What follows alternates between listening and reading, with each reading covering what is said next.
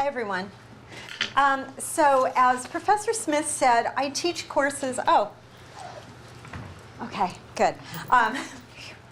I teach courses in health, and one of my main areas has been of research and teaching has been health and health policy. And then I've also, I'm interested in sexuality, and I've been studying women and HIV.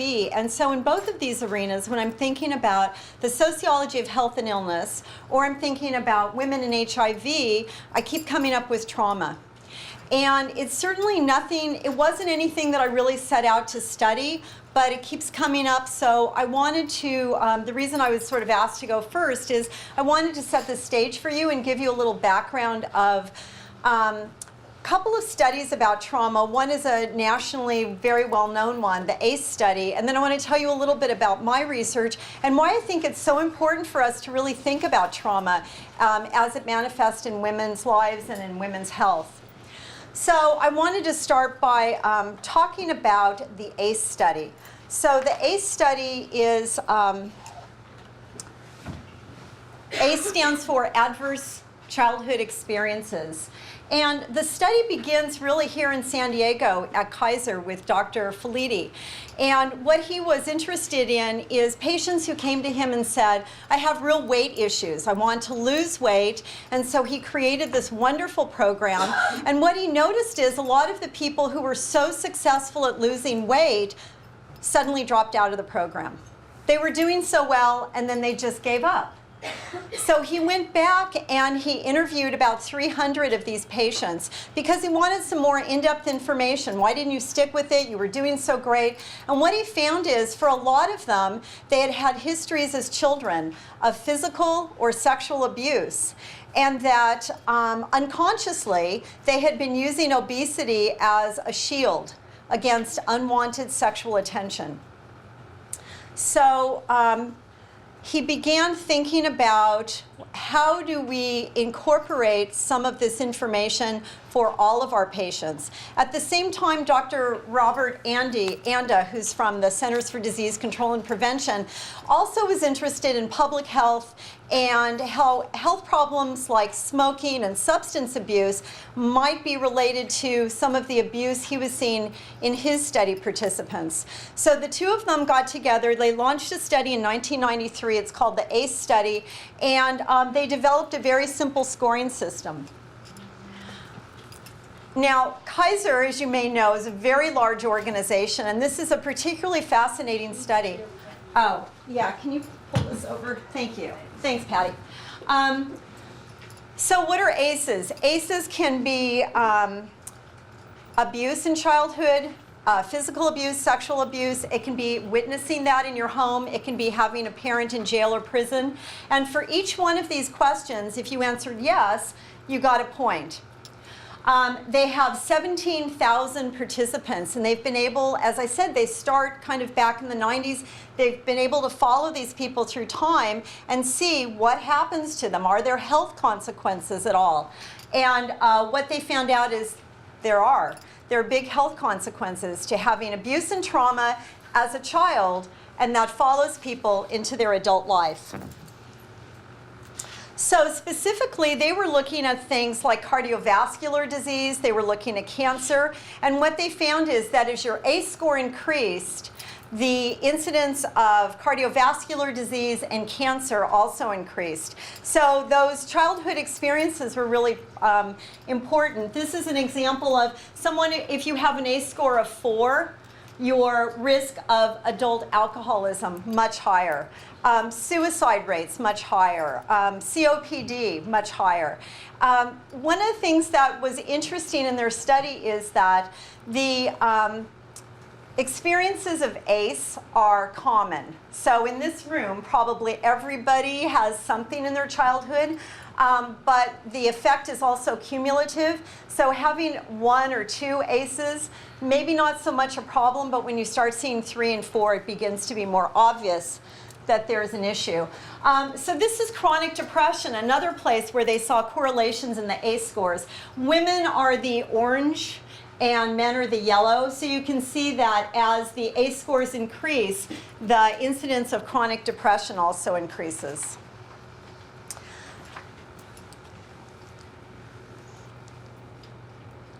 So a linkage here between childhood adversity and actual physical symptoms, health status in adulthood.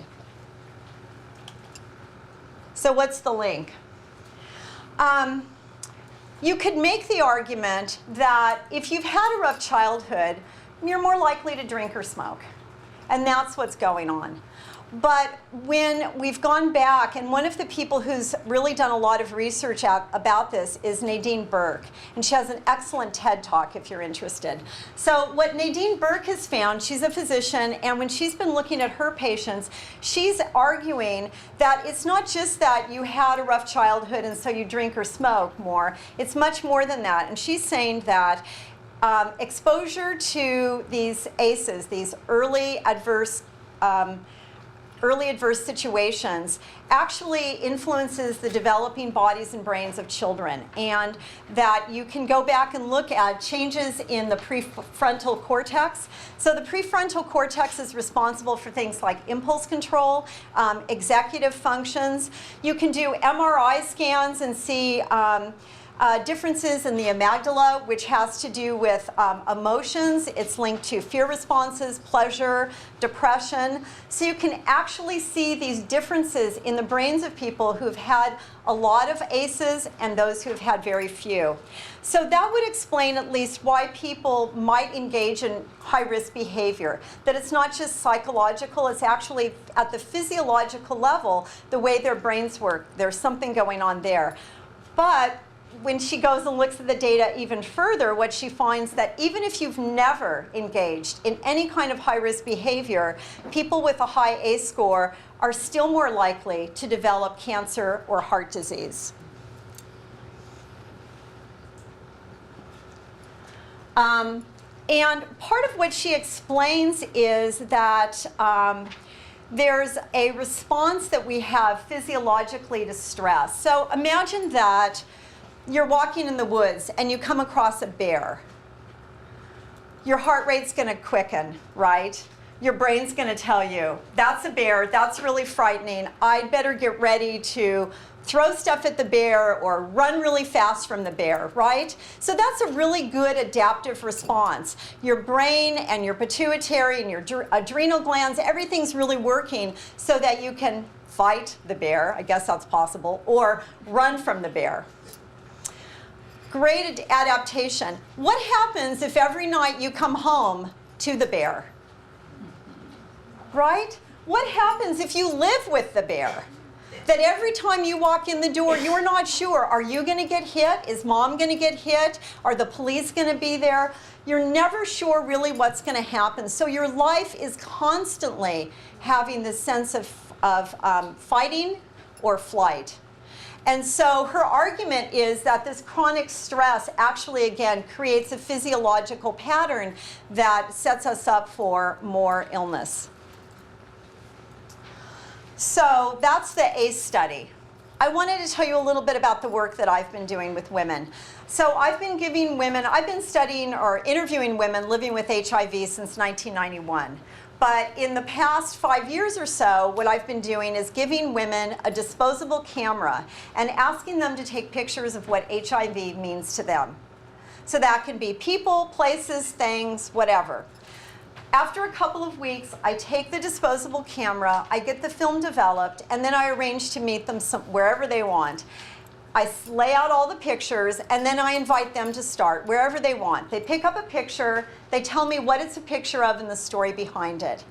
And as I said, I didn't really set out to study trauma, but I really found a lot of trauma in these women's stories. So this is a picture a woman hands me of her hand holding her medications. These are all the meds she has to take. And her story is really a story of how great the medicine is. And it is really great. I don't know how much you know about HIV, but the drugs that were developed beginning in 1996, HAART is what they're known as, have been really successful, and they've gotten better. So back in the day, people had to take many, many medications at once. Now that can be it, just a few pills that you're taking once a day. So great news. Ideally, since we don't have a cure for HIV, the goal, the public health goal is, let's get all of you tested. If you're positive, let's get you on these drugs. Because once we get you on these drugs, HIV can become a chronic health problem. We can lower your viral level so you feel better, and also your risk of transmitting to another person goes way down. So that's really the good news. We've got meds, we've got a strategy. Here's the bad news. 15% of infected women do not know they're HIV positive. Why would I be HIV positive? I'm in a heterosexual relationship with my nice husband. I'm sure we're monogamous. I'm sure he's not doing IV drugs that I wouldn't know about. Nationwide, only 41% of diagnosed women are retained in care. So that means if you're looking at all the women who know they're HIV positive, we ideally want to get them in care and then retain them in care so they continue to take their medicines. But obviously, nationwide, we're not doing a very good job of that. Only 41% of women who know they're HIV positive are actually retained in care. And in San Diego, we're not doing much better. 43% of women who know they're HIV positive are retained in care, which another way to say it is 57% of women who know they're HIV positive are not retained in care.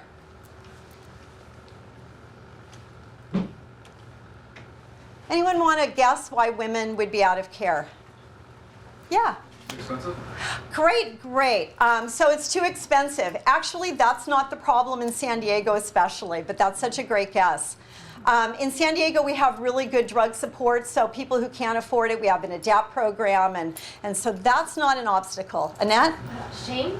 Shame. Oh, interesting. Yeah, so I don't want anybody to know I'm HIV positive, so I don't want to go to the doctor. Okay, that's definitely a possibility. Other guesses?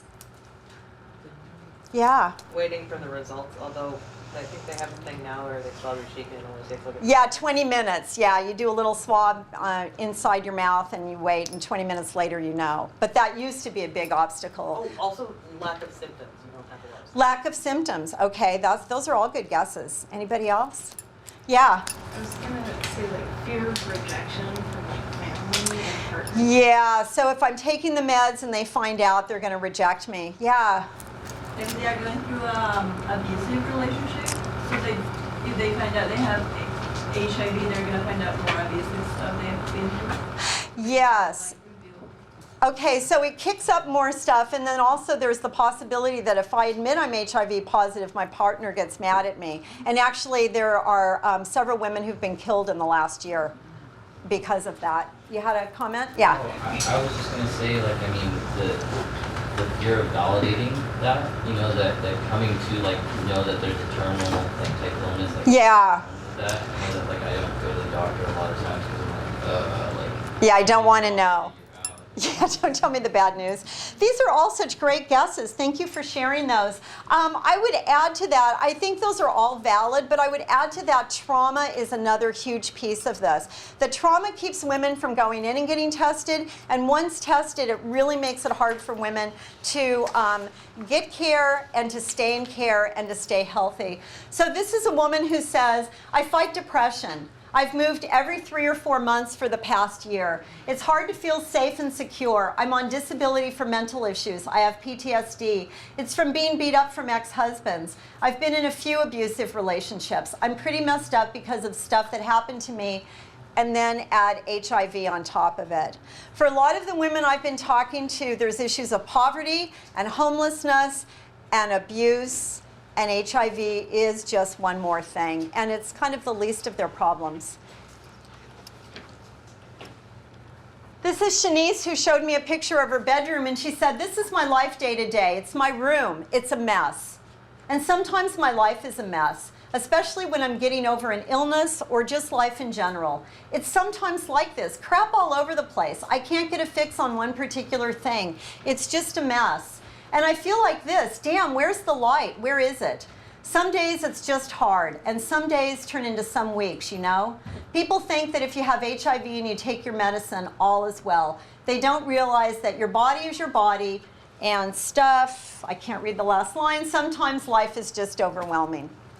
A lot of women talk to me about the ways in which they have diagnosed PTSD. When they tell me about traumas, they're telling me about childhood sexual abuse, extreme physical abuse, and then often sexual abuse as adults. And I don't mean just a rape, sometimes several rapes, and a lot to deal with. A lot of mental health issues that have often been unaddressed all of this time. So what seems to be helping women? In San Diego, one of the models we've been using is really doing more outreach to women in a really explicit kind of way, but also having trauma-informed primary care. So a lot of the docs in San Diego who are working with women have been trying to follow a trauma-informed guideline, which means they're asking different kinds of questions when you're coming in as part of the health history to figure out what might be the barriers that will keep you from taking the medicine and being adherent. In what ways are there unaddressed mental health issues that we need to be looking at? And that when I'm treating you as a provider, I have to think not only about your HIV, but I have to think about the violence and the trauma that you're also walking in the door with. Just as a little bit of reference point, 71% of the women in my sample have been victims of physical violence, rape, or molestation. The number overall in surveys that I've been seeing is about 55% for women with HIV, and it's about 26% for women normally. I saw a survey today, 69% of another sample of looking just at women with HIV, 69% had been sexually assaulted, and 34% of the women who had been assaulted had been sexually assaulted before the age of 13. This is from a woman who had been homeless for many years, has had substance abuse problems, and describes them really as a way to self-medicate, has been in a lot of abusive relationships, physical abuse, but also quite a bit of sexual violence in her life. And she's finally gotten housing. This is my house. I have a place to lay my head now. I was on the street off and on since 1995. This is my serene place. This is my sanity, where I can get out, my place to talk to God, to journal. I have a place to lay my head that is safe now. It seems a little counterintuitive, but partly when you're treating HIV, you need to address things like homelessness, and poverty, and childcare, and transportation. We think of this as a medical issue. It is so much more than that. So women need care that is women-centered and trauma-informed HIV care. And that includes medical care, but also housing assistance, childcare, so people can actually go to support group meetings, so they can go to their doctor appointments. They need mental health care. They need transportation. A lot of women tell me, I'd love to go to support groups. I don't have a car. I can't afford a bus pass. They need food. One of the ways that we try to reach out and bring women in and get them tested is to offer a food bank at Christie's Place, because that's a huge need in the community. And I think that's all I was going to say. So I'll leave it there. Fantastic. Hi. I'm very concerned about hydration, so I'm probably going to drink a lot. So I just want to say a couple things. I put this presentation together. Oh, thank you for letting me be a part of this, because it's awesome sauce, and I really like it. And thank you guys for coming. And I put this presentation together thinking I was doing one thing, but finding out from my best friend, who's also a curator, a publisher, an artist, that I was actually doing another thing. So that was a little shocking on Sunday after preparing for a couple of weeks. So I thought I was going to talk about my big projects and how my big projects came from this place of trauma. But she said that my big projects actually cause trauma to people who visit. So, which you'll see. So yeah, there's that too. So that's kind of just changed. So I've been kind of mulling that over. So mine's not going to be as like well formed, but it'll be from here. So So why crafting is a healing tool? These are a couple of things that I found people really love. Crafting is analog, right? Like you can actually sit down and touch things. I don't know if you guys have ever been to a yarn store, but it's, I mean, you just go in and you're just like, and touch everything. And there's also online community that you can be a part of, and you can share projects. So there's this idea that when you get to work with like a Stitch and Bitch or Weave and Grieve or some kind of yarn or fiber community, that you belong. And that for me was huge, because I'm from New York and I moved out here like 18 years ago. To be honest, like I'm so homesick, it's ridiculous, like every day. And I'm not like from the good part of New York, I'm from Niagara Falls, so just let's specify that. It's a pretty good part, but it's not like the cool part, right? We have a natural wonder and everything, but it's, that's not the cool part. So there's also like influence and pride. Like when you make something, how many of you guys have like made a scarf? That's the bomb, right? When you're done and you're like, you put it on, you're like, I made that hat, I made that scarf. I've made so many blankets, I'm running out of people to make blankets for, which is, again, since I live out here now, not the need for blankets and scarves and hats that I once had. So everybody, my poor parents, oh my God, the collection of things they have. So there's this shared emotional connection. So a lot of my work, I'm a photographer, but a lot of my work changed after I had a couple of traumatic events happen, and my artistic work became about community. Like I needed other people to work with. I was like, you want to work with me? Let's go talk, right? And then there's also this collaboration of artistic vision. I have been beyond blessed to work with some of the most amazing men and women who have given their time and their talent to help me see like a project through. We made a 19-foot by 7-foot palm tree cozy. We made a bunker. I didn't bring the bunker because I couldn't figure out how to work it, but we made a 25-foot forest. Like these are things I could never make on my own, and I was fortunate to work with like super powerhouse people. So these are some of the big ideas. Everything starts with this lady. So this is my grandma, and she lived down the street from me. So Niagara Falls is really small. So like my dad was born here and then moved all the way down here, like 2 houses. So we could always go back and forth to grandma's house, and she's like the MacGyver of crafting.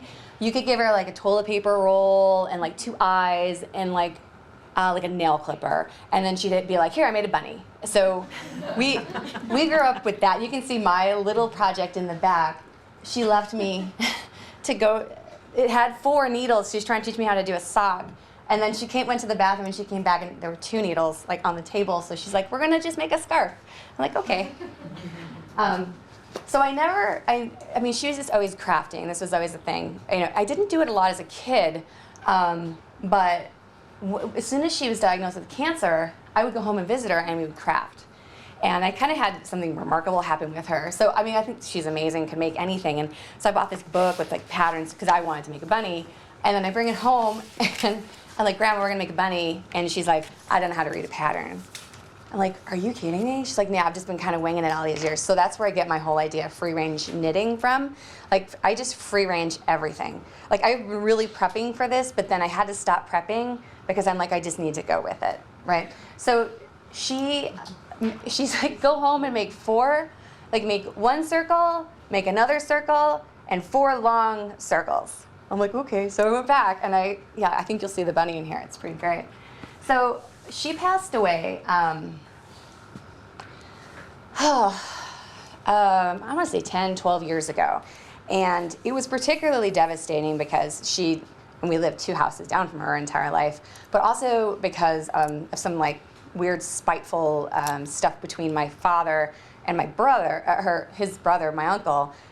We were not invited to the funeral. So my uncle wrote us a letter and said we were no longer part of the family.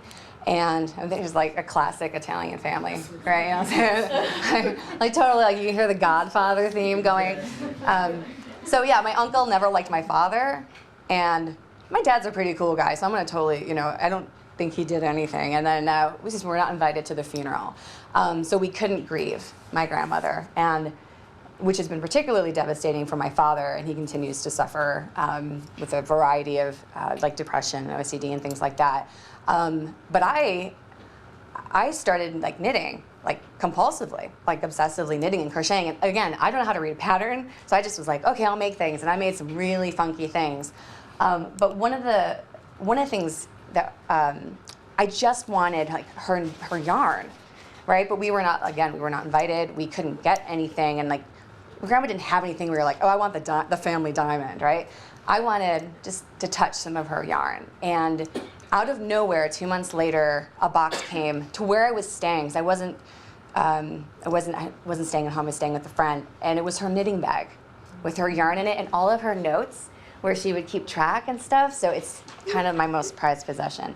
So I would say that is one of the reasons I started knitting, and this is the part where I may get a little emotional. But this is the reason I started really knitting. This was my first husband. My first husband. This was my husband, Brett Sunshine Barrett. He was named at birth Sunshine, which should have been enough of a, right? You know, and here I am like growing my mohawk, and I was a piercing model at one point because you couldn't always do it in the mall. And then I'm like, oh, a hippie who's like a drum circle player. I'm like, I gotta fall in love with you. And you can see here that he was just about the most kind soul.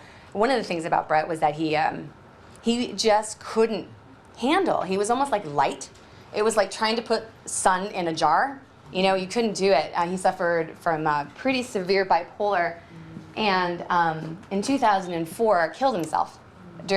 We were getting a divorce because he refused to take his medication, and I didn't know what else to do. I didn't know how bad it was, and I got a call, and I had to identify his body over the phone.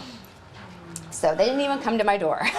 This was tough. But again, he was also like a nudist, so I picked the pictures where he didn't have a lot of clothes on for this presentation because I felt like he's probably like, yeah, good pictures. Those were great. So also we were rat owners. So losing my grandmother and then losing my husband, I also lost his grandmother because I couldn't handle being around his family.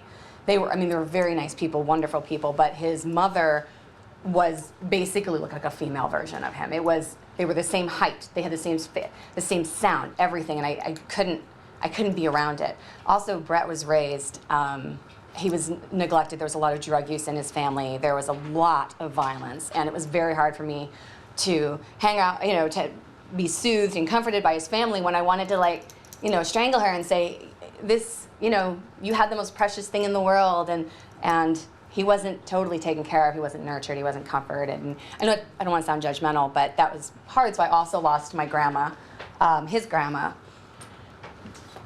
So, but there is like a little, and I'm getting to the art, I swear. So this is a picture of my grandma's face, because I figured I've seen the back of her hair. This is when she was diagnosed with cancer, and she's all hooked up to stuff. And I would go home and I'd be like, Grandma, what are you doing? She's like, I'm making blankets for the sick.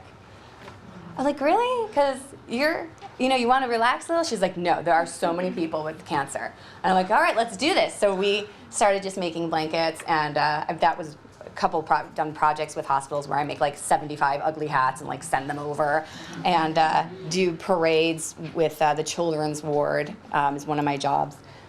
So, and this little nugget is super important. I think he saved my life. Also, crocheting saved my life, but I think he saved my life. Because Brett died in 2004, and this little nugget was born in 2000. And he is my godson, my best friend's son. And she will be the first person to tell you that she doesn't know how she had my son. Like, she believes that he and I are absolute soulmates.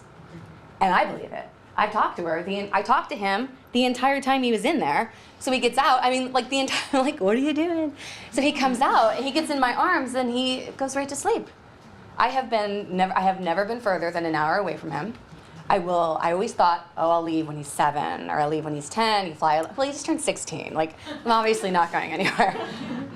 Because he is the true love of my life. And one of the things I had to do when Brett died is I had to decide, am I going to keep it together and some semblance of keeping it together, or am I going to fall to pieces and let this little boy watch that?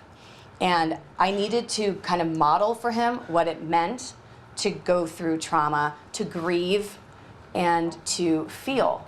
A lot of times, you know, I don't know about you guys, but my parents, like when I would cry, they'd be like, stop crying, right? Which literally just makes you cry harder and does nothing to solve the problem, but it was a generational thing, right? But so that was one of my concerns. I had to figure out how I was gonna deal and not hurt, you know, my sweet potato here. Because look at this kid.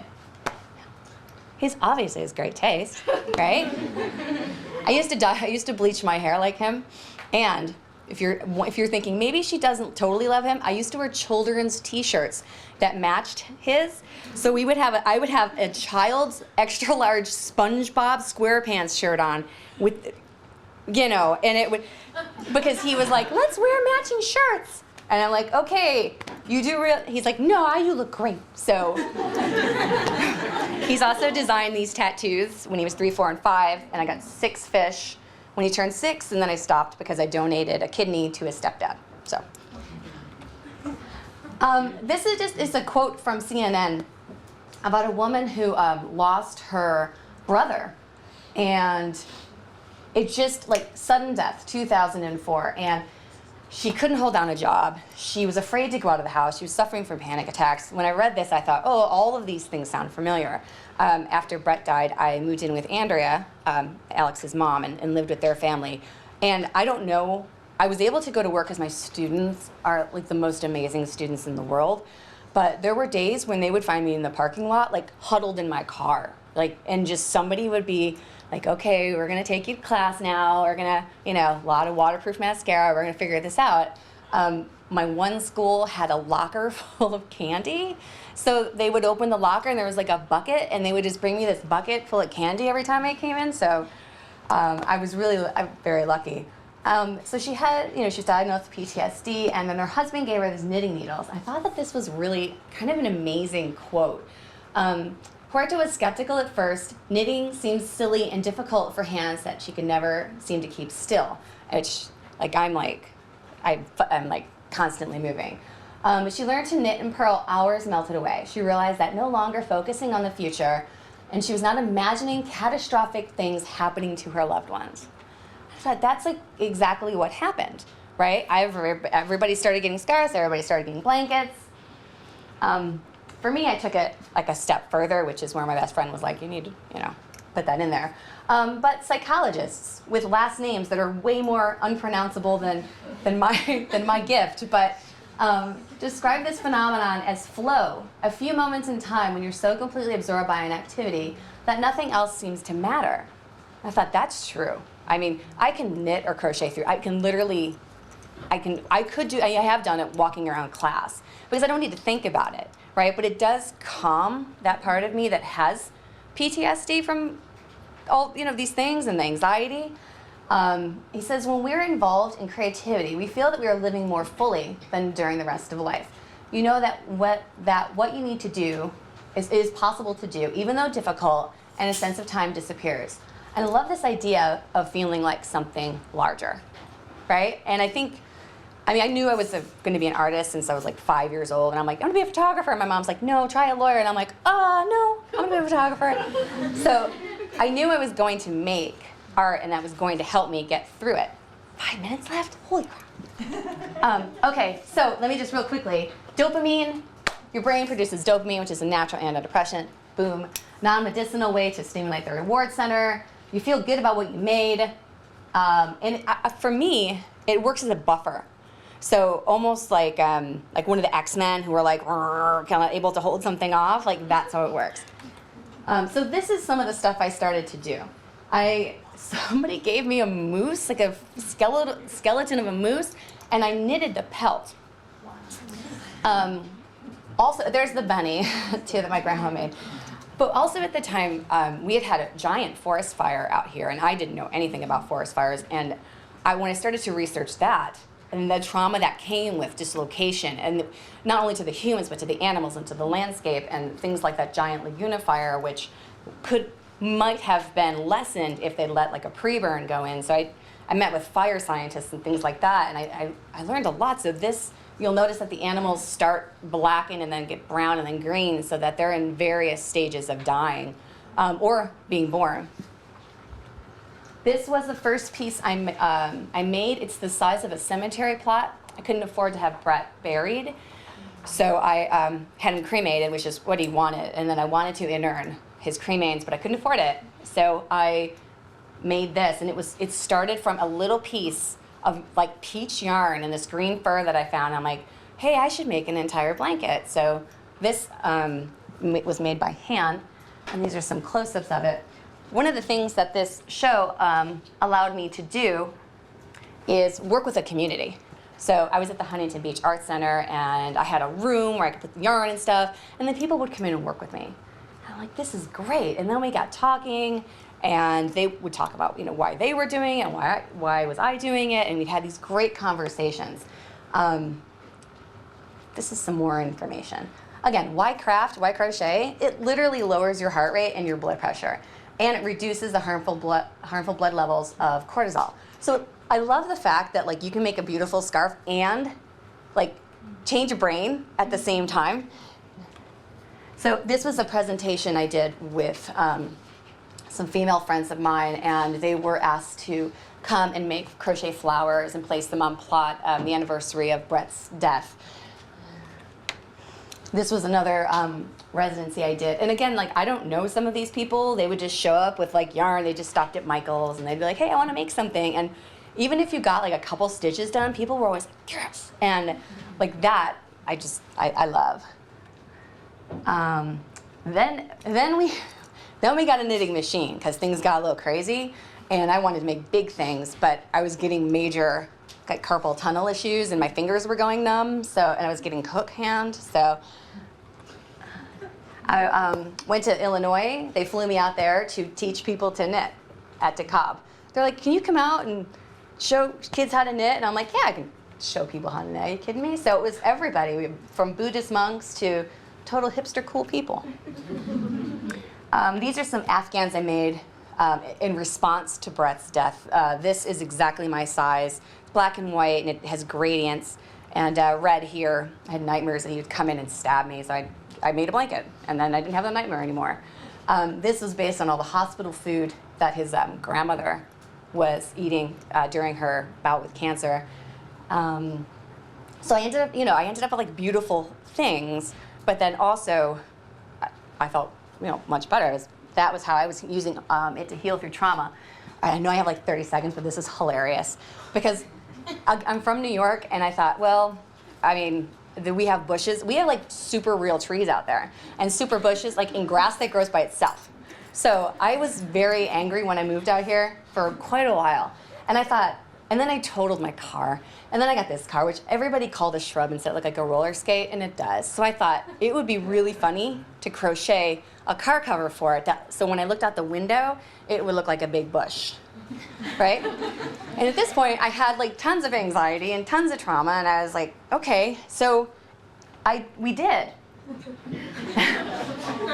And this, I worked with the community and my best friend, and we all made these little patches, and then we took it to a car show, and it looks like that. So I was like, okay, and then I was like, okay, I'm feeling pretty good, and I'm noticing my anxiety's not so bad right now. But then I was like, oh, I'm anxious again, so I took it to New York. The people who donated the yarn for it were like, fly it to New York, we want to show it. I'm like, okay. Took it to kindergartens, at Alexander's kindergarten class when he was in kindergarten. All the kids were like, and I love that. Like, they got to ask me questions, they got to see something they might not get to see, and then I got to like work with these kids. And it was at the MoCA. And then I was asked by the Grand Central Arts Center, which is associated with Cal State Fullerton, to do a residency there. And then I got to work with all these awesome people. And we created, all right, I'm going to come back to that, this. So, and this is what, and I'll finish here, this is what my best friend was talking about. So this piece, you would walk in, you would lay on this hill, and you're surrounded by all of these fuzzy animals. And it's soft, and it's kind of cold in there. And you hear birds chirping and stuff like that. And then about 15 minutes later, you start to hear crackling. And then within 20 minutes, there's a full-blown forest fire, right? So the sound was traumatic. I think if you were sitting in there and you weren't expecting that, and that, I don't know what it means to say I deal with trauma by making trauma, but artistically, sometimes we just don't choose. We end up making forests. And then the sky, every 6 minutes would flip, so you'd watch it and you'd be like, oh, this is so beautiful, and then it would stutter so that you knew that it was not real, and that you had to kind of deal with the fact that it was artificial. So there are just some installs. And so if you want to see more of my work, you can go to Amy Katerina, or if you want to craft with me, I would totally craft with you. Like, and you don't have to know how to do anything, because again, I just free range. You can craft with your arms, like your hands, you can do anything. Like pencils, I don't know. We can make like wrist friendship bands, whatever. But if you want to, I would love to, and thank you for your time.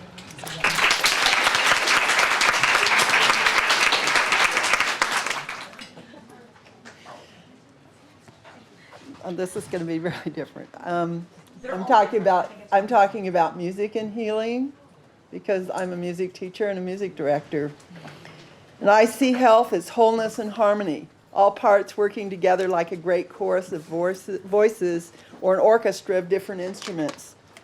And all healing, all forms of healing, are a journey from disconnectedness toward wholeness and from dissonance to harmony. So healing requires a willingness and desire to heal, which means letting go of feelings and beliefs that block the healing process, and then learning to be healthy. Healing requires courage, because it takes courage to change and to move into health. But most of all, healing requires love, because love brings us to wholeness. Love is healing. Music can be a beautiful part of the healing journey, because music affects us mentally, emotionally, physically, and spiritually. It impacts our relationships and group dynamics. One song makes you cry, another one makes you laugh. There's music that makes you want to get up and dance, and there's music that puts you to sleep. You've probably used music to console yourself or to change your mood. Many people use music to help them exercise and to help them relax and go to sleep. Harp music is now being used in hospitals to soothe patients and help them rest and heal. Neil Diamond sang, "Song Sung Blue, everybody knows one. Song sung blue, every garden grows one. Me and you are subject to the blues now and then. But when you take the blues and make a song, you sing them out again." Part of any healing is recognizing and expressing feelings. Feelings are often difficult to put into words, but music can make it easier. Even if you don't write songs, you can find a song that touches you, that expresses exactly what you're feeling. Just knowing that someone else feels that way validates your feelings. And you can use the song to express your own feelings. Sing. Doesn't matter what you sound like. It's the experience that matters. One of my voice students, a high school student at that time, would choose to sing whatever song she felt she needed to sing that day.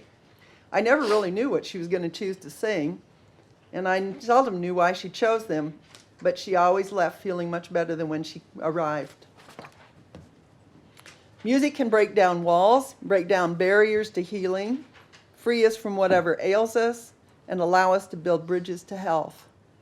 Often people have to work through and release resistance to healing that comes from feelings of fear, anger, bitterness, resentment, sadness, as well as beliefs such as, "I don't deserve to heal."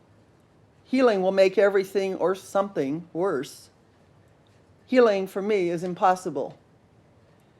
Music can help by triggering emotions and beliefs that have been buried and help resolve and release them. Can you think of songs that have affected you in this way? Sometimes a song will express how we wish we would feel and can help us achieve that, or at least move closer to where we want to be. Perhaps feeling more love, joy, courage. How many songs affect you like that? One of my friends listened to and sang the song "Testify to Love" over and over again for 6 months after her mother died to help her through grief. Think about the songs you listen to and how you feel when you hear them. We humans need to be our own unique self, and we need connection to others to be healthy. You talked about that. Being part of a music group can help people feel connected with others in the group through music. I work with a singing group of 9 women who have been singing together for several years. From the start, I have emphasized connecting with each other, and they have done exactly that. They're a tight group. All the women have unique and strong solo voices, yet when they sing together in unison, they sound like one voice. They readily share with each other how important the group is and how singing with the group has helped them through difficult challenges. And singing together with a group of strangers can also be healing. A friend of mine experienced this when she visited the monastery in Taizé, France, where people from all over the world gather and sing simple chants together in whatever language they know for the purpose of peace, love, and healing. Scientific research has shown that music affects the brain. You've probably heard of the Mozart effect. Listening to Mozart can help you learn. Listening to Baroque music, Bach, Vivaldi, Corelli, helps you when you're studying. Each sound and each melody resonates in a particular part of the brain and mirrors it. That's why some music makes us want to get up and dance, and other music relaxes us and helps us sleep. A study that was completed while I was working on my master's found that teaching preschoolers piano keyboard created neural pathways in the brain for spatial temporal reasoning, which is the ability to reason in terms of time and space simultaneously, and it's necessary for calculus, architecture, and other things like that. Other studies have shown that music changes brainwave patterns and brain coherency. In this era of emphasis on science and scientific proof, it's important to know that studies are verifying the effects of music and sound. We humans, each part of us, and each of us as a whole entity, are vibration. Everything and every part of everything, from huge mountains to quantum fields, has its own unique vibration. When our vibration, or the vibration of a part of us, is off or out of sync with itself, then it's unhealthy. To be healthy again, it needs to vibrate its own vibration again. That's where music and sound can help. Toning is a healing technique that involves humming or singing an ah or an ooh on a particular pitch that resonates positively with you or part of you. By the process of entrainment, any cell or any part of the body that needs to vibrate like that sound will do so. Singing bowls do the same thing. Okay, now I want to do an exercise with you. This is the way I start all rehearsals. And it's so that you will feel the vibration of humming. There's no wrong way to do this. Just hum. You're going to hum a pitch that is comfortable for you. You can change your pitch, take a breath when you need it. Just follow what I say to do. So first off, just relax, take a deep breath, and exhale. Take a breath. Exhale. Now take a breath and find a comfortable pitch and hum.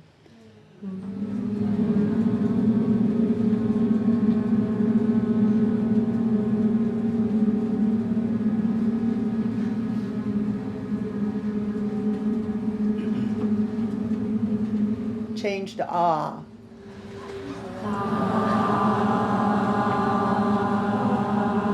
Let it fade and just listen.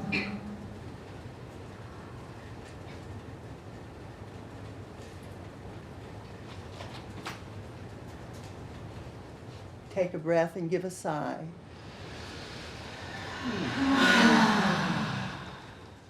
Did you feel the vibration of your hum? Did you feel the vibration of the group humming? Many years ago, I had an experience with toning before I knew all this. At a women's meeting, we heard a woman talk about flower essences. And at the break, she mentioned that she was also trained in energy healing. One of the women in the group had injured her back, and it wasn't healing. So the speaker stood next to her, and she put one hand in front of her and one hand behind her, not touching her. And then she asked me to give a tone. Well, I didn't know what was going on, so she gave a tone, hummed, and the woman hummed with her.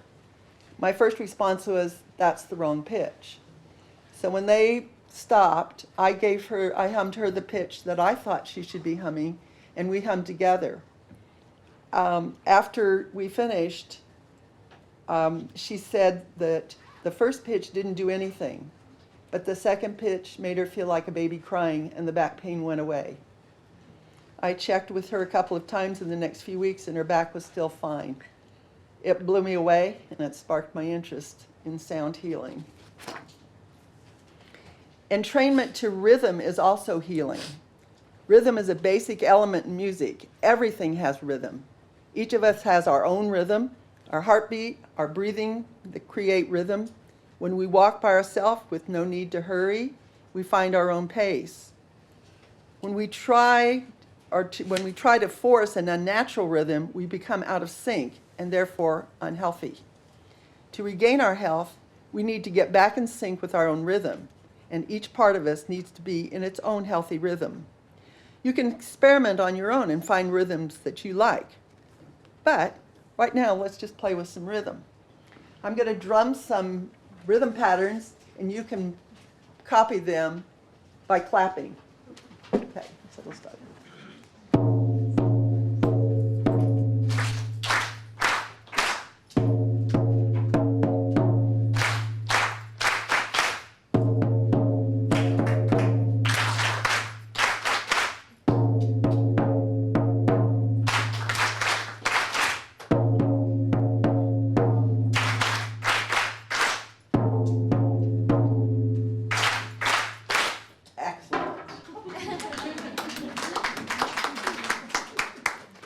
Christine Stevens is a musical therapist in Encinitas who specializes in drumming. She led a drumming circle in Iraq with people from two groups who had been at war with each other for years and felt strong hatred and fear of each other. They spoke different languages and had to use translators. Yet after a few days, they were communicating with rhythm when the translator wasn't available. By the end of the workshop, they'd become friends. Christine says the feeling of oneness and peace was fantastic. This is an example of major healing. So, now let's experience our own rhythm pattern in a group setting. I'm going to keep a steady beat. And as soon as you get the beat, join in clapping your hands, slapping your thigh, tapping your foot, whatever. And then, when you're comfortable, just start using your own rhythm pattern. Have fun with it, play with it, improvise. Now when I go ways up like this, that means get louder. Down like this, it means get softer. And when it's time to end, I'm going to go 4, 3, 2, 1, stop. Okay? So here we go. I'll keep the steady beat. You join in.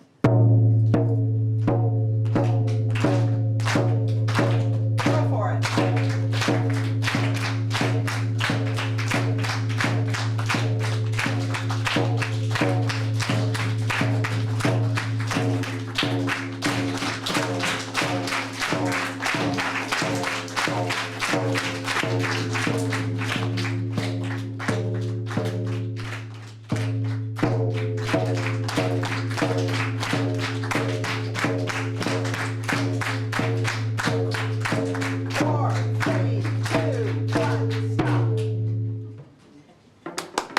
Thank you. I hope you've gained more understanding of the power in music and sound in all forms of healing, including trauma. Yes, thank you. Wow. I did a little research before coming here, and the VA hospital did a research a while ago, but I thought it was really interesting, and that what they discovered, they were looking at the characteristics and the symptoms of post-traumatic stress disorder with Vietnam veterans.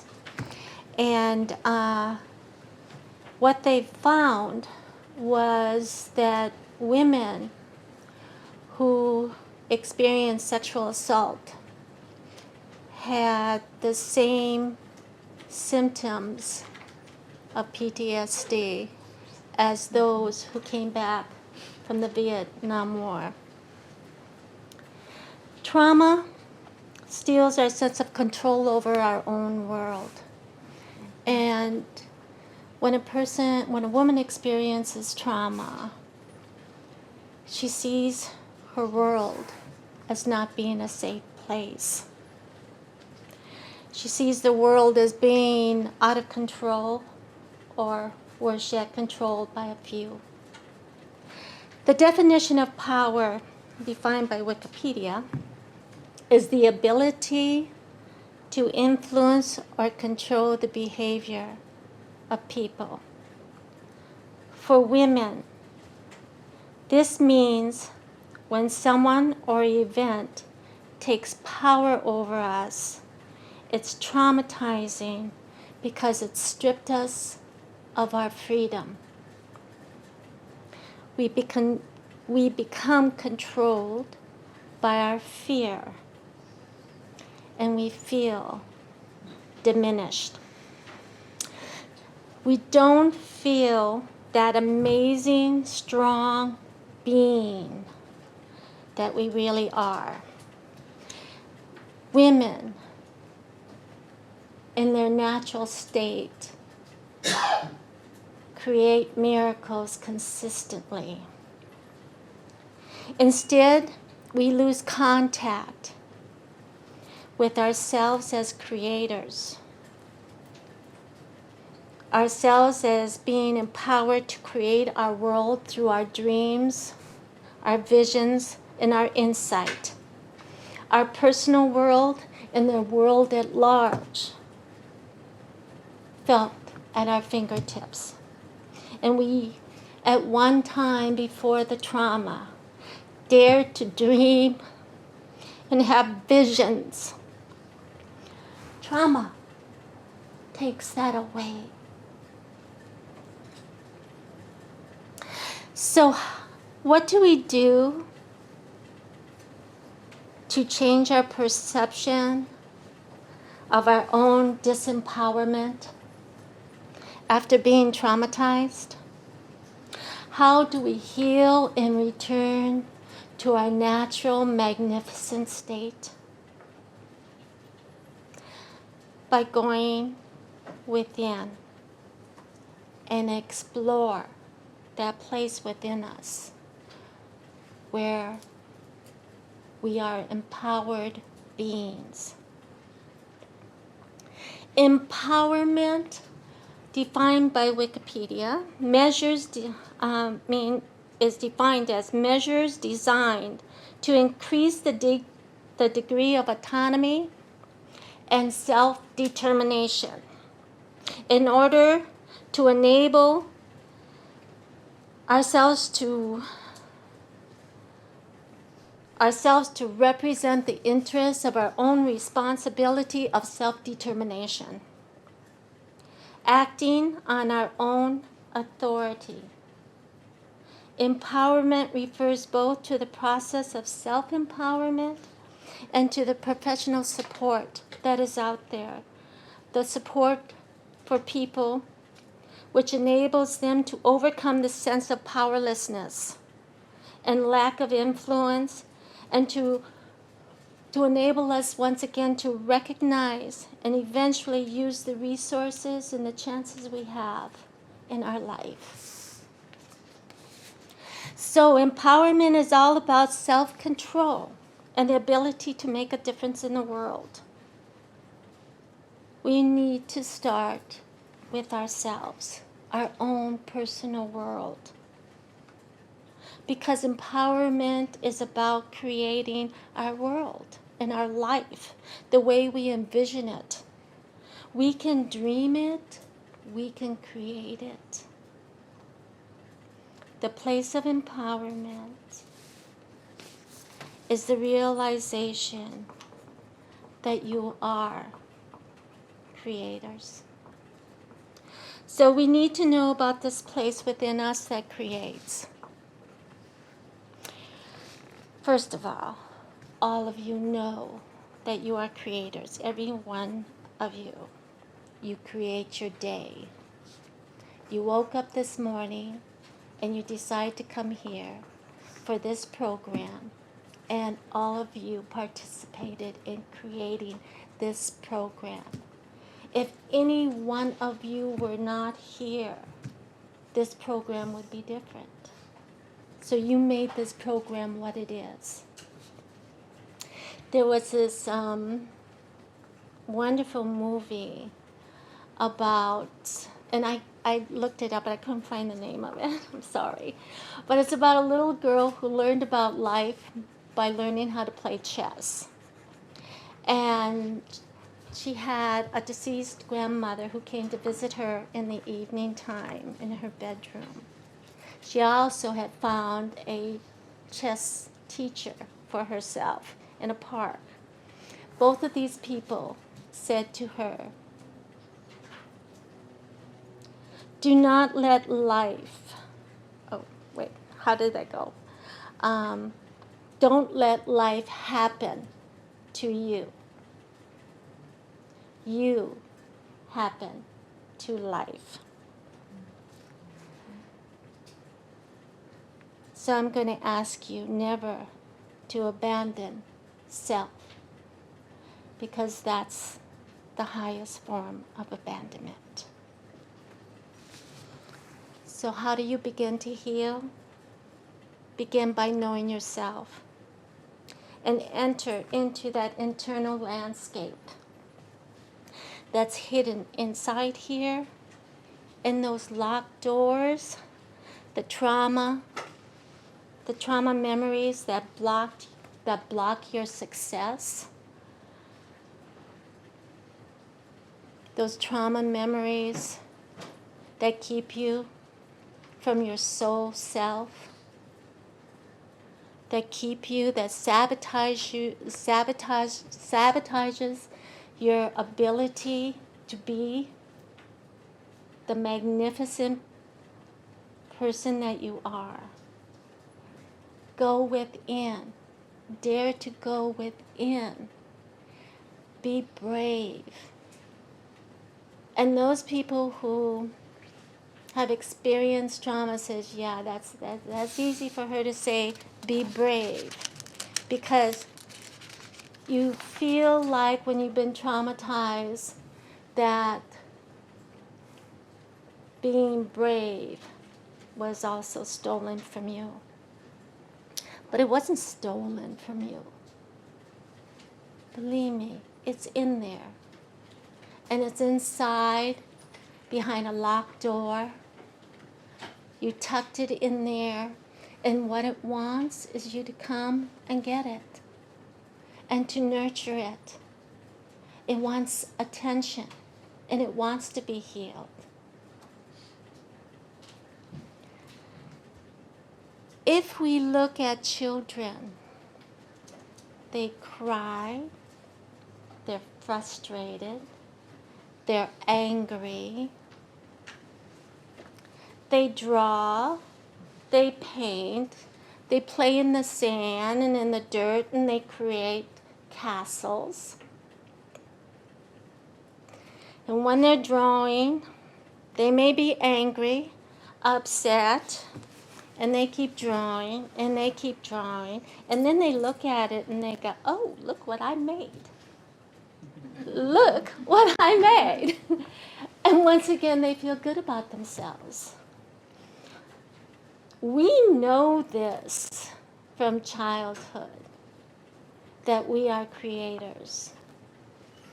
And that creating brings us back to that place of knowing how magnificent and strong we are. Art. Paint, draw, sculpt, write your memoir. In the beginning of my memoir, I wrote the greatest story ever told is your own. Express yourself. Go within and release whatever is there without judgment and just express. Create bits of your frustration, your hurts, your anger, and your fears. Get familiar with that internal place that creates and become empowered to create your day and create your life, create your world, and participate in creating the world at large as being a better place. Be who you were meant to be, a creator, a magnificent woman with a soul purpose. You were born a woman to contribute to the world, wearing the feminine on the outside as birthers to newness. We nurture all that is good, we create new ideas and birth them, and we protect them like Mother Bear. And we heal from trauma by doing this for ourselves, to see what is good within ourselves, regardless of what anybody else has told us. These wonderful characteristics are like our children, and we birth our creations, and then we protect them, and we nurture them to grow, to become strong once again. Look at the art of Frida Kahlo. She said, I paint my own reality. The only thing I know is that I paint because I need to. Anne Frank wrote, I found that there is always some beauty left in nature, sunshine, freedom, in yourself. These can all help you. Look at these things. Then you find yourself and God, and then you regain your balance. Georgia O'Keeffe said, I found I could say things with color and shapes that I couldn't say any other way. Things I had no words for. I've been absolutely terrified every moment of my life, and I've never let it keep me from doing a single thing I wanted to do. Virginia Woolf, as a woman, I have no country. As a woman, my country is the world. Kathy Kalowitz, an activist through her art. If you look, you will see that all my work has been about human suffering. Women writers, great writers and artists and scientists, architects, inventors, those who made a difference, mothers planning their children's meals, teachers planning lessons. We're all creators, and no contribution is small. So if you create yourself to be the best of you, you have made your contribution, but first you must know the creative self. That's what art making does.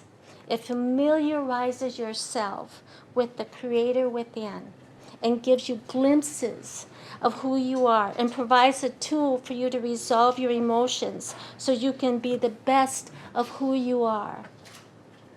Magnificent. Thank you.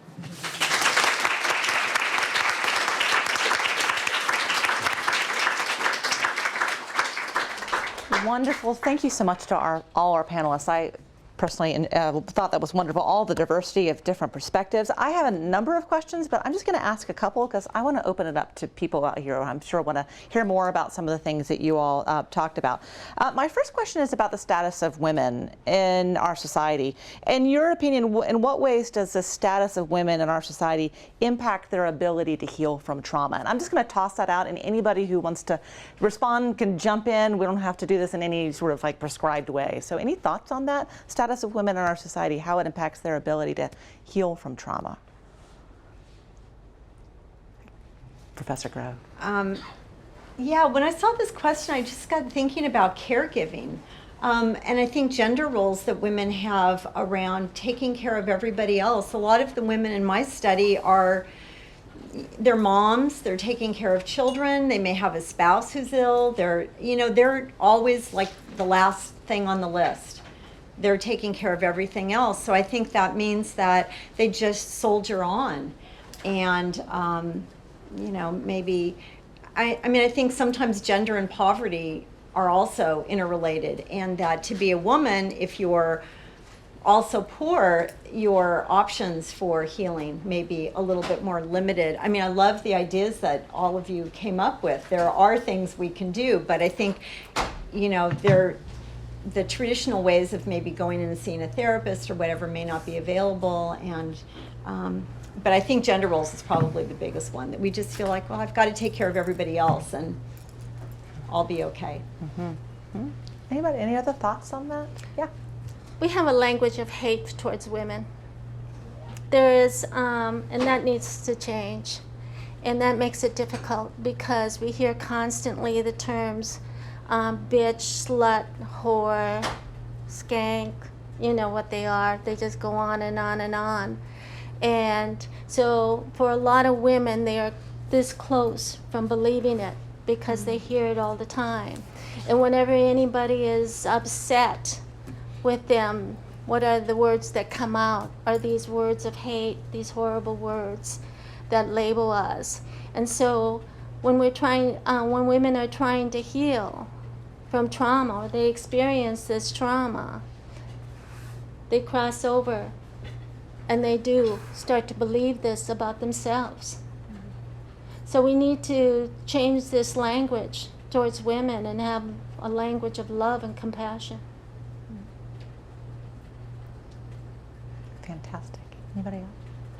So the other question I had, you all talked about so many different art forms and the role they can play in healing from trauma. I was wondering if you all could talk about why that specific art form you feel like is powerful in helping to heal from trauma. Amy, I love some of the things that you talked about how knitting, the act of knitting, right, what it can literally sort of do. If you could, some of you have any other examples about why music or whatnot is particularly powerful in helping to heal from trauma. Any thoughts on that? Well, music is a vibration, and so it affects us fundamentally and makes changes that are basic. The vibration of our bodies, it affects our brains. And the same thing that you talked about in the group, it is causes a connection between people when they make music together, or even if they're just listening to music together. So.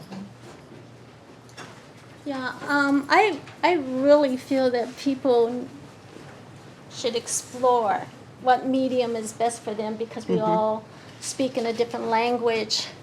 And so you want to find that which works best for you to be able to express, whether it's music or dance or sculpture.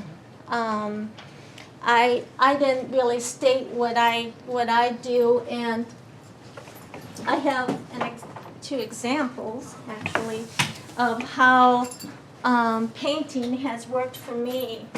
And this was a time in which I felt stuck, and this painting took me 10 years to complete.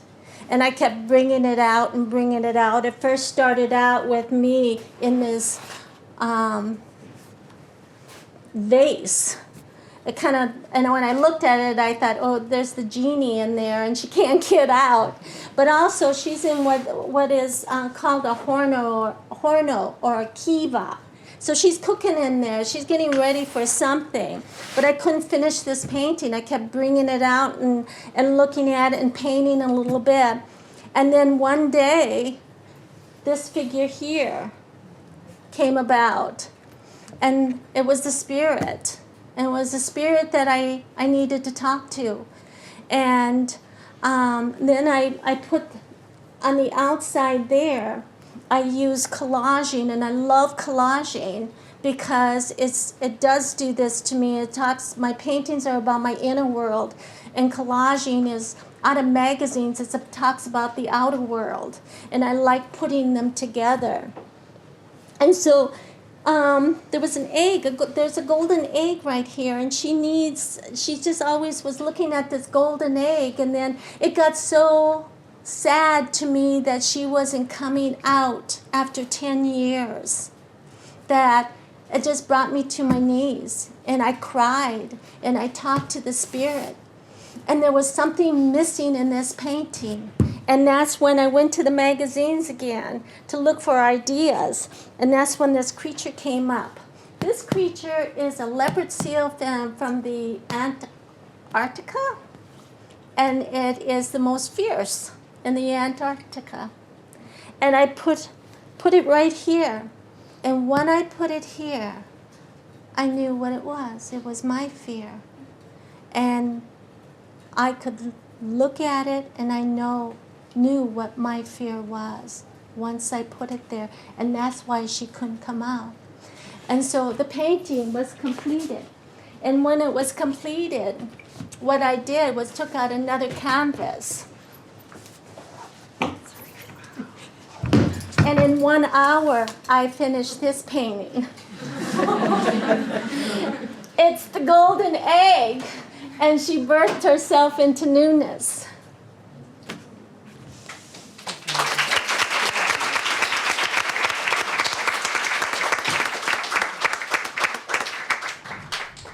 Fantastic, and I love the idea of people experimenting to find out sort of what medium is right for them. Anybody else want to weigh in on any particular art form that you feel like is powerful or? Okay, then I'll open it up. Any questions? Yeah. Mm-hmm. I just had this is like a question like for all you guys to like take. Because of like the society that we live in, and I mean in the global community that we're a part of and stuff, do you feel to identify with being woman is to identify just plainly with trauma? Because of the way that put, like, you know, like it's like you have to overcome what we live in as like people and stuff, and I'm curious. I don't know if that's like that came articulately out properly, but I just being like it's like healing from trauma and stuff, and like that having to overcome. So is it like, I was told to also sort of repeat questions so that they can get it for the recording. So is the question kind of, do they see equating trauma with womanhood, right, in our society, and what are their thoughts on that, maybe? Personally, I don't. Simply because I know a lot of men who also have incredible amounts of trauma may or may not have chosen to deal with them, but I think the community, the crafting community in particular, people always think, oh, it's really, it's all women. But there's a ton of men that come in and work with us. So I know that there are implications of working with crafts that, the women's work and like the things that our grandparents did and things like that. And I mean, like it literally came out of my, my grandmother, and that's how I started doing it. But once I started to work with other people, I don't think it identified so much as being a woman as being a collaborator. Anyone else want to weigh in on that one? Other questions? Yeah. So I've been listening to the stories of all of you women, and all of them seem to have a strong backbone. Where does the strength come from? Like, where does this originate from? What gave you the will and the drive to go out and reach the masses, so to say, of other women and other, offspring? How did this come about? So where does the strength come from? Hearing a lot of strength, and where does the strength come from is the question. I have no idea. That is a valid answer.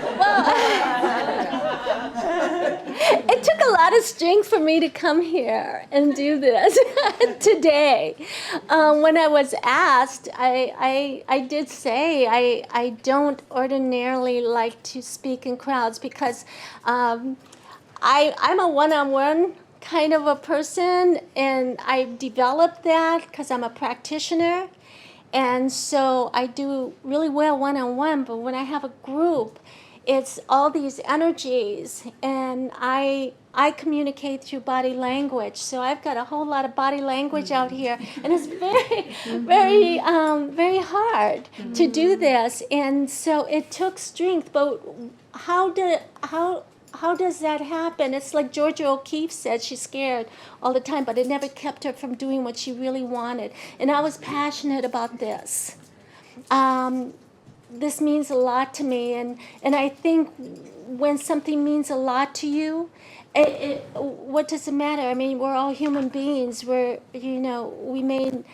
all floundering, or we're all going to learn by our challenges, and we find out that we really don't make mistakes, that it's all learning lessons. And so you go out there and you just do, and you do it maybe with fear. And talking today, I came with fear. I'm just up here just shaking away, No, I think that's wonderful, because I'm a new hire too. So I've been teaching for 15 years part-time and driving like all over the world teaching. And all my friends are like, oh, how's it going? And I tell them I'm terrified every moment. Every moment I'm terrified. But I think in my case, like, A, I have to make art. Like, I just have to do it. And B, I have this now like 6'4", gorgeous, godsend that I still kind of want to impress, and have them think I'm cool and stuff. So, but I think you do it for like your students. I don't know where the strength comes from. And what's the alternative? Like, you literally have no alternative. Like, I think, like, what's the worst that can happen? Well, I've had sort of the worst thing happen.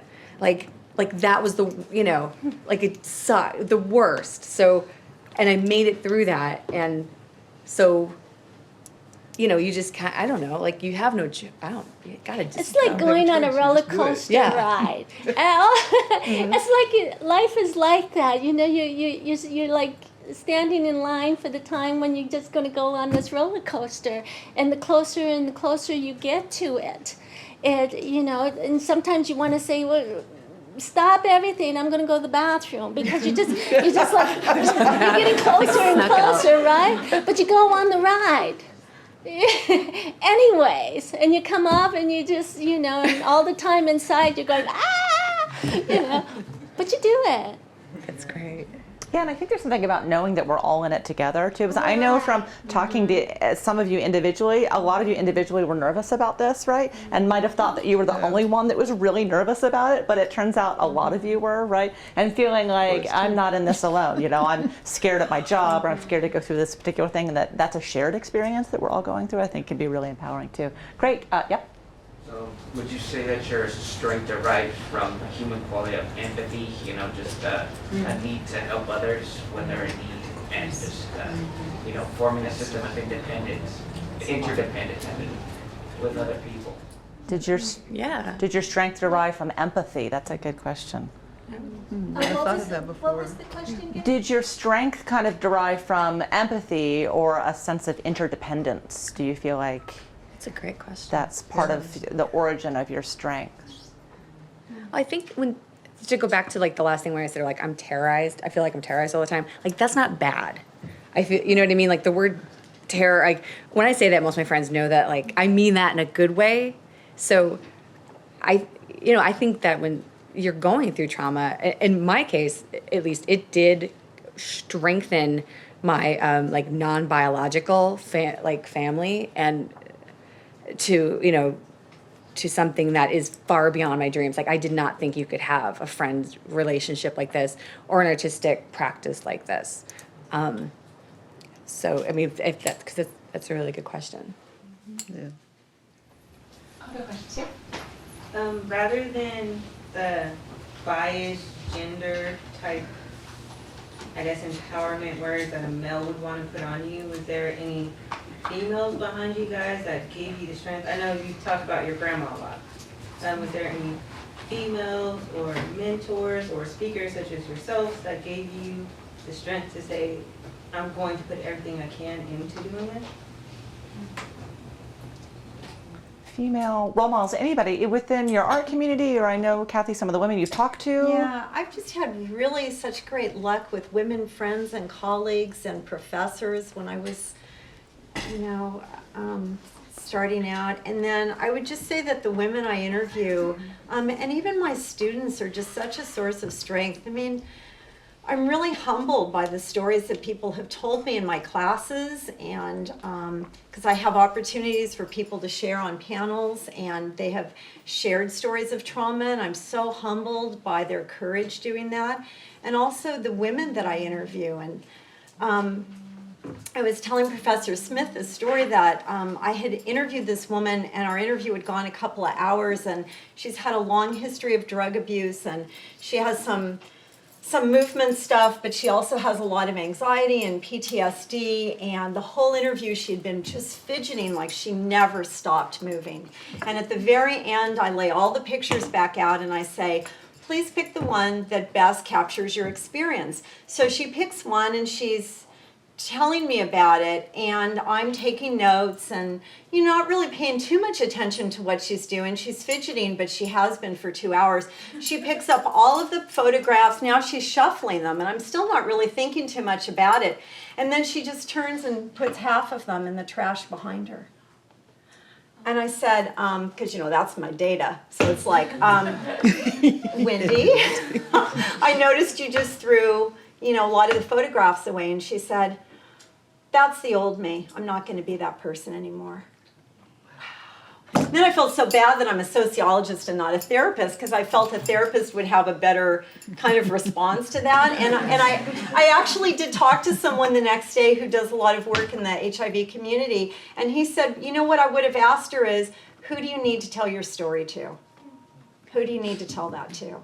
I just think telling our stories is really powerful, and it gives us such strength. Thank you for that answer. Yeah. Where would you say is the line between crafting for healing and crafting for distraction from healing?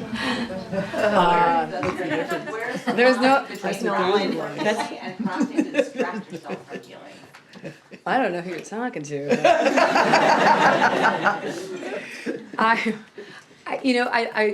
I don't think there's for me, there's no line. I'm a very responsible person. Like I do my business, I get things done, but in my downtime, I'm like a fidgeter. Like I need to stay busy. So it works great as a distraction. And 5 years ago, my friends were like, they're starting to get worried about me because they're like, I have a lot of love to give and I have like way too much energy, and I was married and that doesn't work out.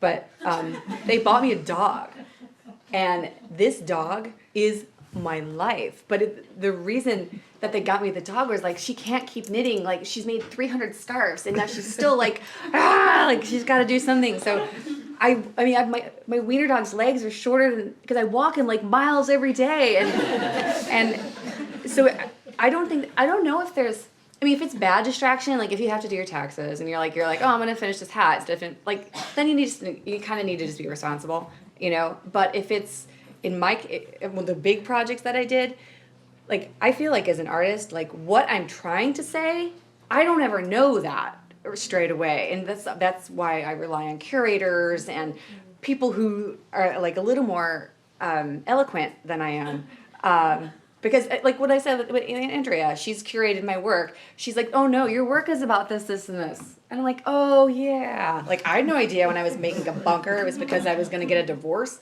I just made a bunker. And then I'm like, oh yeah, that might have been about building a safe place where I could go, But so it's just like, but if you said to me, I need you to go build a safe place where you can go, I'd be like, Law and Order's on, So I don't know if distraction is a bad thing. I think it can be negative if, like, again, you're not like your kids are crying or like you're not functioning. But as long as you do your business and you're getting things done, then there's no reason that Southern Californians don't need hats, except for the science degrees. So that was great. What? Yes. I have an academics question, because you all have these really rich backgrounds, not necessarily just in one field, but like there's a lot there. I think I've found that a lot of women who are students feel some pressure to abandon the arts that they've invested a lot of time and energy into growing up when it comes to school, because it's like, oh, a female art major, how typical, and like, what, you know, how are you going to pay the rent, how are you going to be independent? So there's this pressure to be like, you know, a female STEM major, female STEAM, that science, technology, engineering, art, and not, because now you have to be everything. So for a lot of people who want to continue taking their art seriously because it has helped them and they've made a lot of strides in it, how can you keep it in your life as well as work towards things that are, you know, you want to be that STEM major but also need to continue with, you know, music or writing? So how can you keep art in your life and not sort of feel pressure to abandon that to something that's going to be more lucrative or something like that? That's a great question. Well, I started out as a math major, and it was easy for me. And in fourth semester calculus, I'm sitting there going, yeah, this is all very well and good, but, you know, why am I doing it? And then people were telling me, okay, you have to figure out, you have to know that I was born in 1941. So I'm going to college in 1959. You guys don't even have a clue what it was like, well, maybe somebody, what it was like back then. It was so different. So people were telling me, oh, you're a female. I mean, in my calculus classes, 800 students, 6 of us maybe were women. And people were telling me, oh, by the time you're a junior, you're going to get offered, you know, all kinds of jobs. And I'm like, whoa, wait a minute. No, that's not that. I don't want to work in math. So I changed my major right after the semester had already started, not a thing to do, and changed to humanities because it was all the classes that I wanted to take. And you could say that was gutsy, but back then it was, you know, we're talking 1960. The 60s didn't really start until 63. And the whole women's lib thing hadn't really started yet. It was just kind of, you know, percolating there. So I had the option. I could do that. Later, when I was a single mom, I had to go to, you know, earn money, and teaching wasn't really doing it. And besides, I burned out because I built a big, huge music program. And I went to work doing computer programming because it was easy for me and paid. I did exactly what I said I'd never do. I worked an 8-to-5 job and for money. It wasn't bad, but you just have to keep going and make choices. And that's just, there's no easy answer to that. Just, what I would recommend, don't let it go. The piano was still in the living room, even when I was doing all the programming. And I started taking art classes too. That really helped. If you have an art, you just have to do it. If you have a medium that you're working in, you found something and you need to express, it comes and it goes in our lives. It becomes stronger sometimes, and there's a reason for that. I truly believe this. From my early teenage years, I just wanted to be an artist, and I did everything I could to be an artist. And then when I ended up in an acupuncture school, I was actually doing my master's up at Cal Arts, and oh, you did. All right. So, but then what happened was my son, you know, became sick, and so I ended up in this acupuncture school. And then the art seemed so far away, and it seemed like the thing to do. It just seemed like the right step. So I that's what I did. I became an acupuncturist. But the amazing thing about it is I became pretty good at being an acupuncturist. And when I was doing my internship, the intern doctor would say, okay, all the students, you know, look at this patient's face. You know, what colors do you see? And everybody goes, well, you know, a little brownish here, a little pink here. That's it, you know, and I'm going, well, there's a little green over here, and there's some blue shades here, and I see yellow over here, and everybody's like, yeah. All my training in art came into the acupuncture career. And then my career as an acupuncturist united with myself as an artist, and now I do both. And so you just don't know what the next step is going to be. But if you need to do art on any shape or form, just do art. You need to express yourself, and you'll get far with that. I just want to acknowledge what I heard. And I also want to take this opportunity because Juanita is my acupuncturist and she's a healer extraordinaire. So I just want to say that. And I know how hard it was for you to be up there today. And I want to say to you, you were magnificent.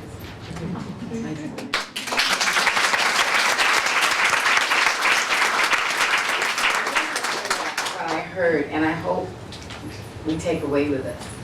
I heard that we are all magnificent beyond our imagination. And when we get that, that's when the healing really starts to begin. Because all the things that have happened to us in our lives are part of our life experiences. And I like to call them our blessing lessons. Because if we get the lesson, we also get the blessing. And we can start letting go of the hurt and the shame and the pain or whatever we have attached to that. I also heard love heals.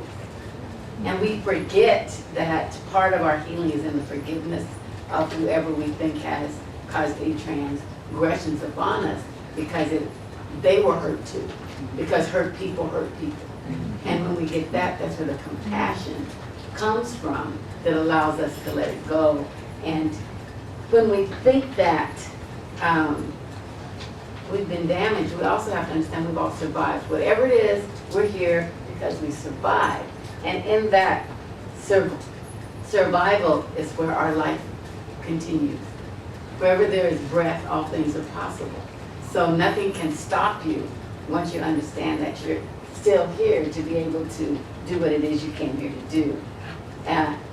Clearly you're doing what you've come here to do. And in mirroring back to us, you know, that is one of the greatest gifts I think you've given us today. And then finally, perspective. You know, our truth is our truth, but our truth can expand as our consciousness and our perspective expands. And I'm going to end with my grandson's quote because it's one of my favorite quotes. It is what it is, it be what it be, and it do what it do. And then we get to do something like that.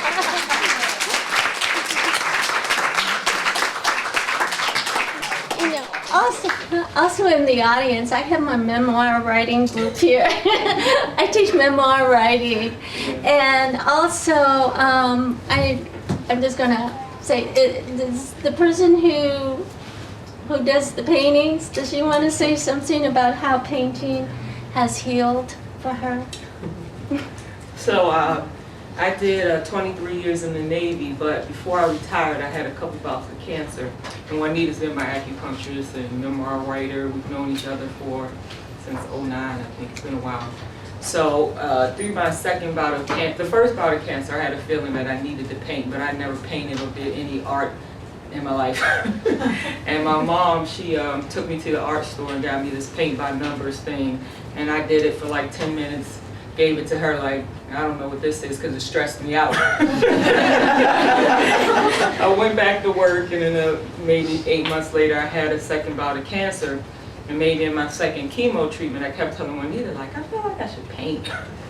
And she's like, just paint, Nina. And I'm like, paint what? Get a canvas, get some paint and paint. So I did. And I remember I texted her a picture and she's like, you're an artist. And I'm like, what? And I haven't stopped painting.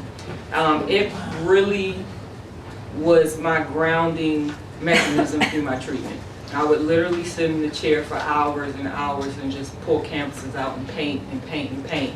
And it makes me kind of sad that I didn't know that part of myself for so many years, and it took trauma for me to get to the place to actually go within myself, you know. But I will tell you that art is very healing. And it can be very comforting if you allow yourself to go into that place. And like she said, she never knows what she's going to knit. It just shows up. And that's how my art is too. I have a feeling that I need to paint. I pull out a canvas and watch the magic. And it really is a great feeling to see that you created something. So, and I thank Juanita for that. If it wasn't for her, I wouldn't have had that experience, you know. So sometimes you do need those strong, aware people in your life to push you, you know, along your path, so. You discover parts of yourself. You know, I mean, you start doing this and you get in touch with that creator. You can wake up at 3 o'clock in the morning and think you're journaling, and then this beautiful poem will come out and you go, wow, I didn't know I could write poetry. There's a poet in there, you know, or whatever. You know, you will find pieces of yourself and discover that you had no idea that that person was in there able to do that. You know, and it's amazing. You will amaze yourself. And when you see that, you will really start to understand how wonderful every human being is and what we can do. I have time for a couple more questions. Because we're a physical being, the way trauma can deteriorate our health. I've heard different terminology, vibration, enter into yourself, different things. But is there something physiological that happens when you do, no matter what type of art? Is there something that occurs in your body? Can someone address the, you know, I want to touch something, I want to understand, not, well, just feel it. It's like Mama said, oh, just put a pinch in. Well, my pinch is pretty big. That tastes the same as yours. You know, what are you, what is the physiology, biology of what happens when you delve into whatever art you find relaxing? What happens to physical changes that happen in your art? I had some slides in my like ridiculously too long PowerPoint that address this, because I thought that was the most interesting thing, was like you produce dopamine. So it's like that, you know, the hug drug. It's I can't think of the name. It's not I can't think of the name of it, but it's something like that's why people have dogs, or if you hug someone for like 10 seconds, it releases. Do you know the name of it? Oxytocin. Yeah. Thank you. I always say Oxycontin, and I'm like, I know that's not it. It releases Oxycontin. Different hug, right? Different, yeah. That's what I did. I didn't go with what I knew. You're right. Thank you. So like, I'm like, that makes. So I'm like, I hug everybody, and I'm like, wait for it. But also with knitting, I mean, you get a sense of like, or with any like painting or ceramics, like you get a sense of pride. That's a real thing, and dopamine, the actual physical changes in your brain. And this idea of flow, where you kind of drop out and kind of into a not drop out, but get into more of a meditative state. And there's changes in your blood pressure. There's changes in your heart rate. Like it was I could have done like half an hour just that. I was so like, this is incredible. And you know, it's just kind of like yoga. You're like, oh, I'm just stretching. What can this do? But like, it's doing everything. So yeah, that's my limited. There's been a lot of research on it in the last, I would say, year. So when I started to do research, I just typed in like, how is crafting good for your health? And like the New York Times came up, CNN came up. There's a place, and I want to say Sweden, where it's the whole institute is like people who have like major PTSD, depression, and things like that. And they're crafting, and the whole institute is like all of these statistics about like how 50% of people who made a scarf are like just feel better that day, and then there's like physiological changes to go with it. So. Niani will attest to this too, and that is when, and I've heard it over and over again, people who are in extreme amount of pain, when they are doing their art, they forget about their pain, that it's even there. So the pain doesn't exist for them. But just as soon as they're all done and they put their things away, they feel the pain. Yeah, and I mean, I sing too, so that happens when I sing in front of people. I totally lose consciousness of my pain. When I paint, I lose, but the minute I stop, I'm very aware of the pain, and I thought that was kind of interesting, that I could sit for hours and paint, but the minute I stop, it's this intense awareness of, oh my God, I'm hurting. So something has to happen in the brain. I don't know what it is, but it definitely is a shift in the way you communicate with pain.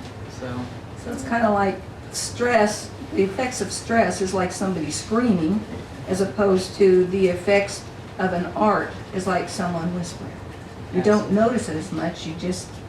Yes, absolutely. Okay. 'Cause I notice stress, but I'm not certain when I get to that vibration point or that, you know. When you do the arts, you kind of think, it's not something that happens as soon as you pick up the canvas, like you say, you reach this place of flow, and it's almost like you disappear. You don't even know what time it is, you don't even know what you're doing, you're just in this place of creation that just happens. I have a real quick question. That you just stimulated for me. Is the stress the screaming, or is the stress the not screaming? Or is it both? That's what you got. I would say so. I'm not sure. The repressing. Yeah. The repressing, yes. Two more questions? You had your hand up for a while. How did you get the encouragement to share your story? How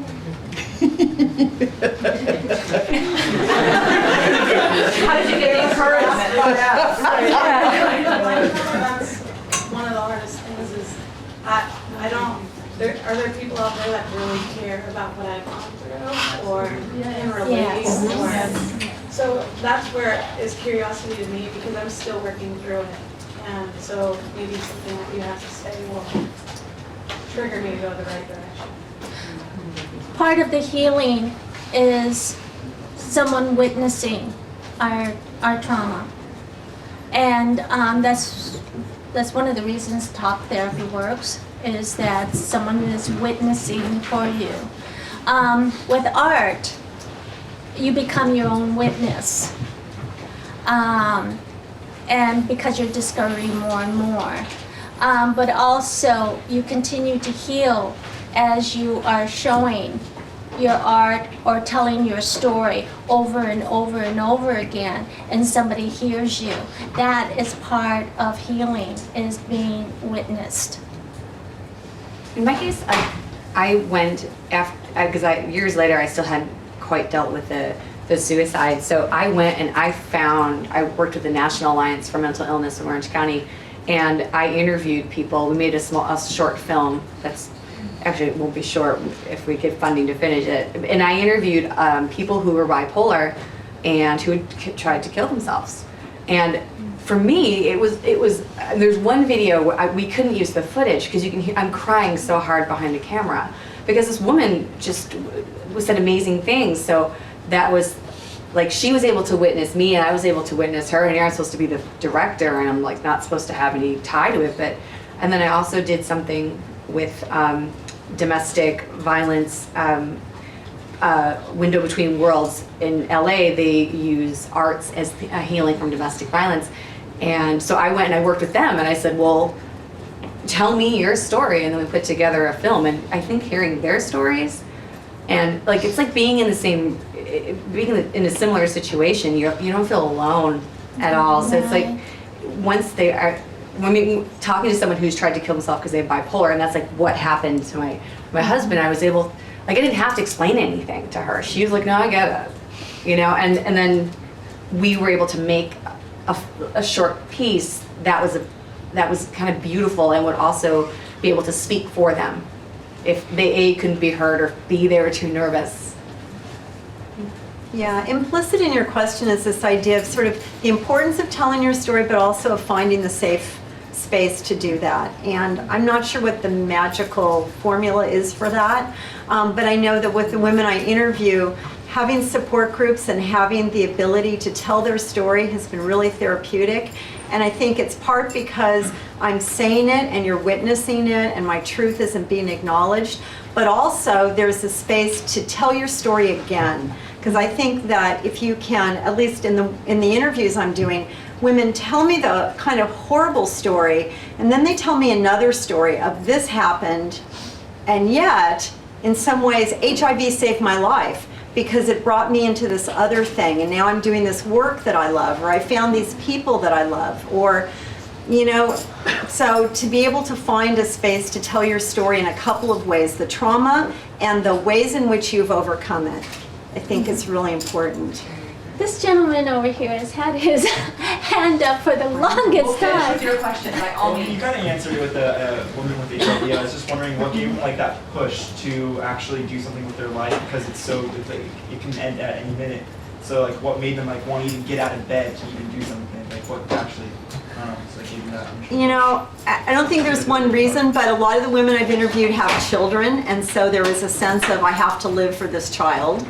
And then also just finding other women. I was at a retreat a couple of years ago, and a woman was there, and she had been diagnosed maybe 5 years earlier, and she had never met another woman with HIV. And she came to this retreat. It was like the most bizarre long story of how she found out about it. And she came thinking there will be nobody here, and when she found all these women, it was like the best thing ever for her to be able to just talk to people. And you know, up until then, I think she was just kind of hanging in there for her kids, and suddenly it was like, wow, I can talk about this and ask questions and find out more. And now she's a peer navigator for a nonprofit that works with women living with HIV. So she really kind of discovered her path in the process of all of this. Not knowing that you're alone. Yeah. This has been fantastic. Round of applause.